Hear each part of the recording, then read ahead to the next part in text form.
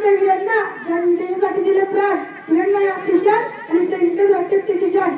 सूर्याप्रमाणे तेज दिसणारे व्यासपीठ, चंद्राप्रमाणे शीतल छाया देणारे प्रेक्षक आणि चांद्राप्रमाणे चमकणारे माझ्या देश बांधवांनो, सर्वांना माझा नमस्कार. आज 15 ऑगस्ट आपला स्वातंत्र्य दिन.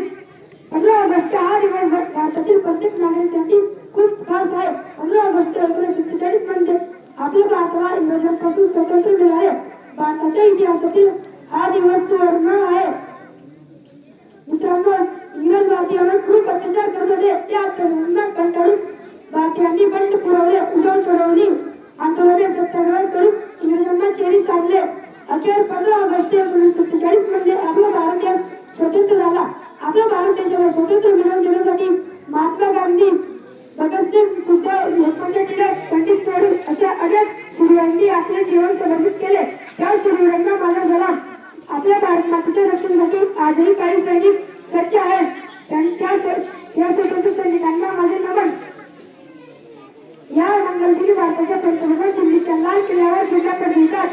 शाळा, विद्यालय, महाविद्यालय, कार्यालय इतर ठिकाणी झेंडा फडकवला जातो. सगळीकडे उत्साहाचे वातावरण असते. भारताने अनेक क्षेत्रात प्रगती केली आहे. भारतात अनेक जाती धर्माचे लोक राहत असूनही त्यांच्यामध्ये प्रेम, एकता, भक्तिभावाची भावना कायम आहे. भारत आपली मातृभूमी आहे आणि तिच्यासाठी अनेक बलिदान दिले आहे. हे लक्षात ठेवून आपण सर्वांनी भारताला आत्मनिर्भर व सुदृढ बनवण्यासाठी प्रयत्न केले पाहिजे. आणि जाताना एवढंच सांगेल, किती आक्रोश झाला, किती रक्ताच्या नद्या वाहिल्या, किती आक्रोश झाला, किती रक्ताच्या नद्या वाहिल्या, सडा पडला मृतदेहाचा, तेव्हा स्वातंत्र्य उद्या झाला.